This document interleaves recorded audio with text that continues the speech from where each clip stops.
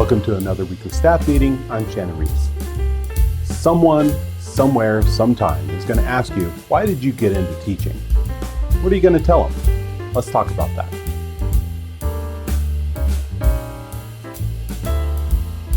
So it seems like every new teacher program is going to ask you the same question. Why did you want to become a teacher? Even though that question is quite common, the answers can vary tremendously. A lot of people that are outside of education often think that the reason we go into teaching is because we love kids. If that were truly the case, we'd probably be cured of it pretty quick. Everyone who's in education knows that this is a really difficult job, and dealing with kids can sometimes be frustrating and question whether or not you're in the right profession at all. When people ask me why I got into teaching, I actually tell them that I didn't mean to get into teaching, which is true. When I graduated high school, I went into college as an electrical engineering major. It wasn't until my junior year that I decided to switch my major to Spanish, which I was taking as my fun class.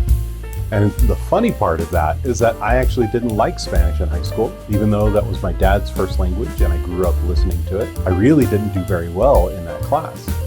But I had to take 2 semesters of it for my engineering degree, and the teachers were really good. And I started learning and started understanding a lot more. So I decided to keep taking it as my fun class. When I decided that engineering probably wasn't for me, my advisor asked me, what do I want to do? And I had no idea. He asked me, what do I enjoy doing? I said, well, I enjoy going into my Spanish classes. And he said, well, have you ever thought about teaching? I actually laughed at him. But he encouraged me to take a practicum class to see what it was like. And as soon as I stepped foot in the middle school that I was doing my practicum, I realized what I was supposed to do for the rest of my life. Now, once I became a teacher, I remembered a time back when I was in 9th grade. And I had a teacher who was a language arts teacher. I was not the nicest student.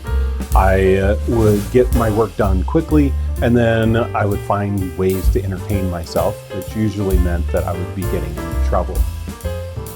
And at the end of the year, she put her arm around me and said, Shannon, I hope you become a teacher one day so that you can have students just like you. I didn't know at the moment, but I realized once I became a teacher that teacher cursed me. And with that curse, I have had many students who have been just like me. The only thing is that they haven't been as good as I was at getting in trouble. I always call myself a middle school teacher who happens to teach Spanish. What I mean by that is I'm there to teach the kids on how to be a person, how to be a functional person in society, how to relate to other people, how to deal with the amazing changes that are going through them.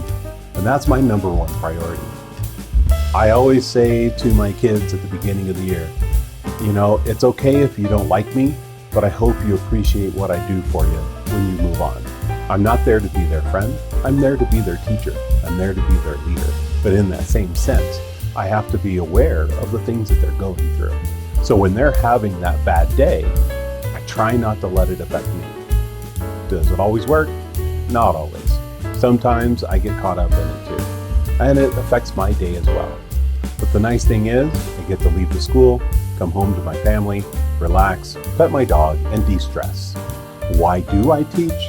I'm hoping I'm creating a better future for our entire planet. So what about you? Why did you become a teacher? Why do you want to become a teacher? Leave a comment down below. While you're down there, be sure to subscribe and click that bell so you won't miss the next weekly staff meeting.